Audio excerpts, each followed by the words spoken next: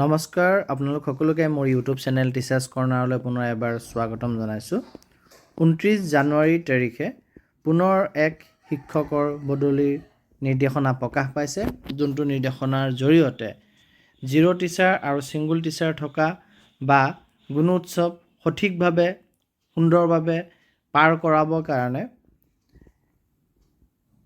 37 গৰাকী শিক্ষকক টেম্পৰেৰীলি পোষ্ট কৰা হৈছে আৰু তেওঁলোকে পুনৰ আন নিৰ্দেশ নোলোৱালৈকে এই টেম্পৰেৰী পষ্টিঙত নতুনকৈ পষ্টিং পোৱা বিদ্যালয়সমূহত কৰ্ম কৰিব লাগিব আৰু তেওঁলোকৰ এই এৰেঞ্জমেণ্ট যোনটো কৰা হৈছে এৰেঞ্জমেণ্টটো সম্পূৰ্ণ টেম্পৰেৰী হয় আৰু তেওঁলোকে তেওঁলোকৰ যি চেলেৰি তেওঁলোকে অৰিজিনেল প্লেচ অফ পষ্টিঙৰ পৰাই পাব আৰু তেওঁলোকে নতুন পষ্টিঙত নিউ প্লেচত তেওঁলোকে 3 দিনৰ ভিতৰত জইন কৰিব লাগিব।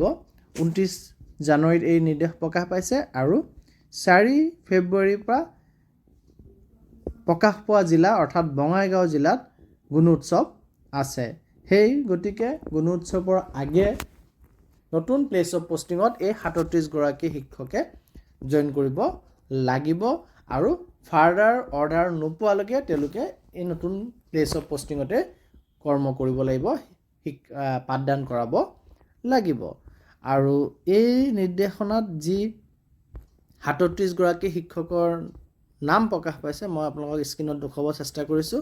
আপোনালোকে প্ৰথম 8 গৰাকী শিক্ষকৰ দেখা পাই আছে, তেওঁলোকে কোনখন জিৰ' টিচাৰ বা ছিংগুল টিচাৰ বিদ্যালয়লৈ তেওঁলোকক ট্ৰেন্সফাৰ কৰা হৈছে সেইখন বিদ্যালয়ৰ নাম, ডাইচ কোড, ক্লাষ্টাৰ আৰু কোনজন শিক্ষকক বদলি কৰা হৈছে আৰু তেখেতক কোনখন বিদ্যালয়ৰ পৰা বদলি কৰা হৈছে আৰু বদলি কৰা যোনখন বিদ্যালয়ত বৰ্তমান কৰ্মৰত হৈছে সেই বিদ্যালয়খনৰ ডাইচ কোডো দি থোৱা আছে। গতিকে আপোনালোকে স্ক্ৰীণত 8জন শিক্ষকৰ দেখা পালে, 9 নম্বৰ আপোনালোকে এতিয়া দেখা পাই আছে। আৰু তাৰ পাছত আপোনালোকক দেখুৱাব চেষ্টা কৰিছোঁ 10ৰ পৰা 20 নম্বৰলৈকে থকা শিক্ষকসকলৰ তালিকা। তাৰপিছত আপোনালোকক মই স্ক্ৰীণত দেখুৱাব বিচাৰিছোঁ 25লৈকে শিক্ষকসকলৰ তালিকা, যোন কেইজন শিক্ষক বৈতামাৰী ব্লকৰ ভিতৰত তেওঁলোকক টেম্পৰেৰী পষ্টিং দিয়া হৈছে জিৰ' টিচাৰ বা ছিংগুল টিচাৰ বিদ্যালয়ত।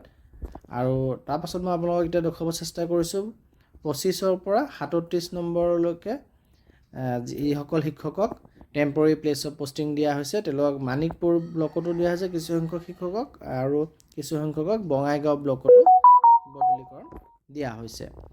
গতিকে এইসকল শিক্ষক আমাৰ গুণোৎসৱৰ প্ৰতি লক্ষ্য ৰাখি জিৰ' টিচাৰ আৰু ছিংগুল টিচাৰ থকা বিদ্যালয়লৈ তেওঁলোকক টেম্পৰেৰী পষ্টিং দিয়া হৈছে আৰু ফাৰ্ডাৰ ন'টিছ বা কোনো অৰ্ডাৰ নোলোৱালৈকে তেওঁলোকে এই জিৰ' টিচাৰ বা ছিংগুল টিচাৰ বিদ্যালয়ত কৰ্মৰত হৈ থাকিব।